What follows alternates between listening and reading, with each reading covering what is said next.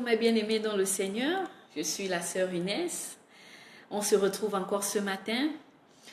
Avant d'aller plus loin, j'aimerais d'abord dire merci à mon chef qui est compréhensible, qui me permet de prendre quelques instants dans mes heures creuses afin de faire ces exhortations, de faire des enregistrements.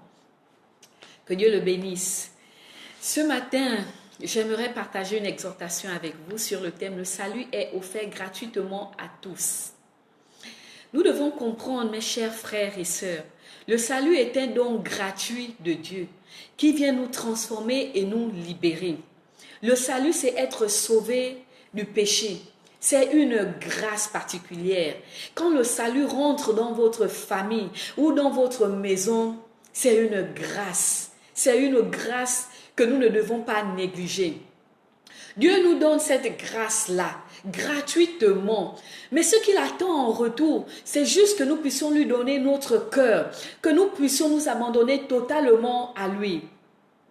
Nous verrons cela dans le livre d'Apocalypse, chapitre 21, verset 6. Il est dit, « C'est fait, je suis l'alpha et l'oméga, le commencement et la fin. À celui qui a soif, je donnerai de la source de l'eau de la vie gratuitement. » Voyons combien de fois Dieu est un Dieu d'amour.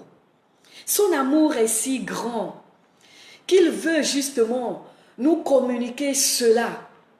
Son amour est si grand qu'il veut nous sauver. Il veut que le plus grand nombre soit sauvé. Nous devons comprendre que Dieu n'est pas venu pour juger le monde. Dans sa parole, il dit, dans Jean 21, Jean chapitre 21, verset 47b, il dit, « Car je suis venu non pour juger le monde, mais pour sauver le monde. » Dieu est venu pour te sauver, il est venu pour me sauver. Il ne veut pas que les humains partent en enfer. L'enfer n'a pas été créé pour les humains. L'enfer n'est pas un lieu pour les humains. L'enfer appartient à Lucifer et à ses démons déchus. Nous devons comprendre cela. Ce matin, je veux t'exhorter et te dire que les temps sont mauvais. Nous devons réaliser cela et le comprendre. Les temps sont mauvais. Le lendemain ne nous appartient pas. Demain ne t'appartient pas. Même les instants qui suivent, tu ne sais pas ce qui peut arriver.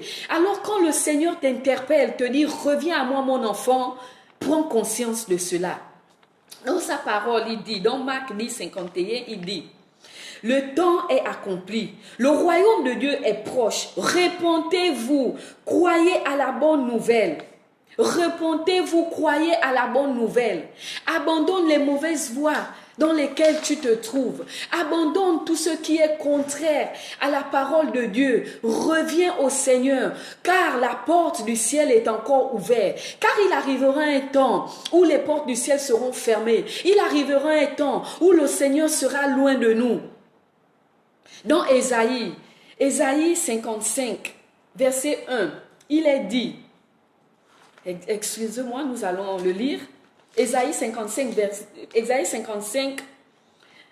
verset 6. Nous allons prendre le verset 6. Il est dit, cherchez l'Éternel pendant qu'il se trouve. Invoquez-le tandis qu'il est prêt. Donc, comprenons cela. Le temps est favorable. En ce moment, de part et d'autre, le message du salut passe. De part et d'autre, il y a des interpellations. Il arrivera un temps où vous n'écouterez plus cela. Vous aurez envie d'écouter la parole de Dieu, mais vous ne l'écouterez plus. Jésus est le chemin, la vérité et la vie. Dans Jean chapitre 14, verset 6, il dit, « Je suis le chemin, la vérité et la vie. Nul ne vient au Père que par moi. » Il est le chemin pour accéder au ciel. Il est le chemin pour accéder au Père. Il est la clé. Nous devons réaliser cela.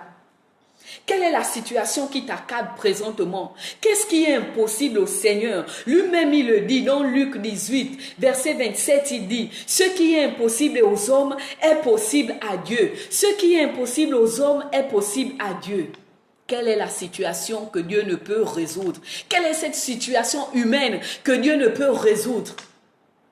Ce matin, il te dit, « Je n'ai pas changé. Je suis le même. » hier, aujourd'hui, éternellement. Ce que j'ai fait il y a 2000 ans, je peux encore le faire aujourd'hui. Je continue à le faire aujourd'hui. Jésus sauve, comme le geôlier. Jésus l'a sauvé. Il a compris que Jésus était la clé. Nous pouvons lire cette histoire dans le livre de Actes 16, à partir du verset 37. Jésus a sauvé le geôlier. Jésus guérit. La femme à la perte de sang, elle a trimballé ses pertes de sang pendant 12 ans. 12 ans, imaginez une femme qui a des menstrues pendant 12 ans. Il a fallu qu'elle fasse la rencontre de Jésus et qu'elle soit guérie.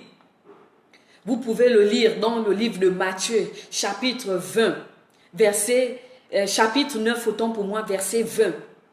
Hormis le fait que Jésus sauve et qu'il guérisse, Jésus ressuscite aussi. Nous avons deux histoires passionnantes parmi tant d'autres. Lazare qui était mort depuis 4 jours, décomposé, mais Jésus est celui qui l'a ressuscité. Nous pouvons lire cette histoire dans Luc, chapitre 8, verset 26. Nous avons aussi la résurrection de la fille de Jairus. Dans Matthieu 9, les versets 18, 23 et 25. Donc, voyez combien de fois le Seigneur est bon. Combien de fois le Seigneur est juste. Le Seigneur est merveilleux.